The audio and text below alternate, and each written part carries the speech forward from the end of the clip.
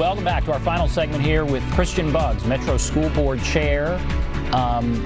Just a whole lot on your plate, and we appreciate you being here.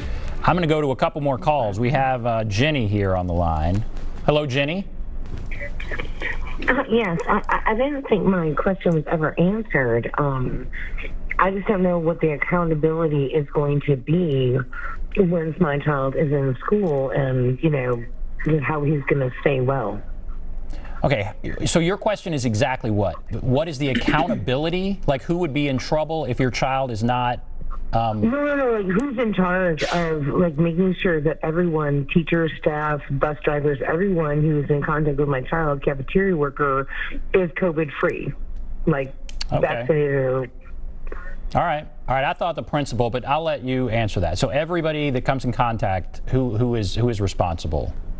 That's her question. Well, we are all responsible for each other, but yes, principals have the autonomy for their schools, so they have determined who's going to be the temperature checker, how are they making sure that everyone is signing in each day, using different pens, wiping down different surfaces. So, yeah, to be honest, this is exactly why we were so hesitant to bring students back in, because there's so many different variables around this disease that we still don't know, especially as it mutates, but we're trying to take as many precautions as possible, keeping everyone in masks all day. Many staff will be wearing gloves as they encounter students, as they enter and exit the building. So I think, again, different protocols for different schools, but the principal would be the best person to talk to make sure you understand the specifics.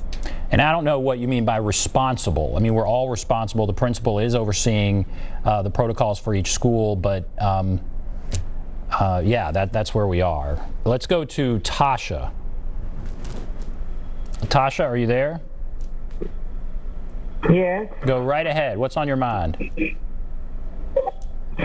Okay, Governor Lee has signed a bill for the summer programs and the evening programs, and for the teachers to get a raise increase.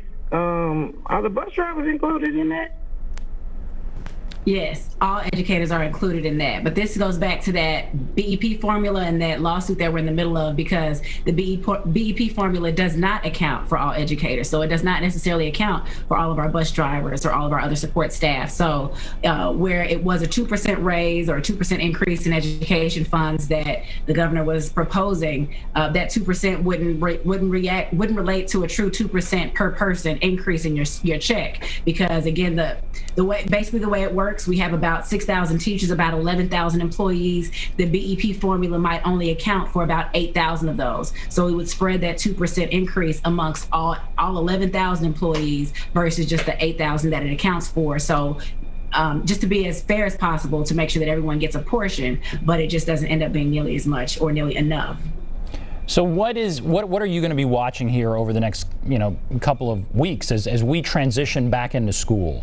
This is basically last chance for you to talk here. What do you want people to take away, and what are you going to be watching here as we go back in over the next several weeks? So I would just continue to remind the community that this is for all of us to collaborate. If you are someone that wants to impact or support schools in some way, please reach out to the school in your area or your neighborhood. Reach out to that principal and see how you can help. But I'm definitely going to be watching the state legislature. They'll be back in session next week. They'll be proposing legislation that will certainly impact our students, that will impact our city, that could impact the way we receive funding. And so we've got to be vigilant. We've got to be advocating, but we also need to make sure that monitoring that COVID tracker to stay, are being encouraging to prioritize us to give Davidson County more vaccines and to prioritize our educators. Yeah, that would be great. Let's get more vaccines for teachers. I think that's a definite priority. We've seen a lot of teachers from Davidson County going outside of Davidson County, right? They're going to other counties. Yes, we have. Yes. And it's unfortunate. We're such a large county. We account for so much of the population of the state. We account for so many students as it relates to the state. We need to be prioritized, for sure, our educators. Well, please go take care of your patient child there. Yeah. We appreciate you for coming on and answering these questions and hope to have you back. So thank you for coming on and answering these questions. Thank you again for the invitation. You have a good evening. Okay. All right. We will come back, wrap everything up right after this.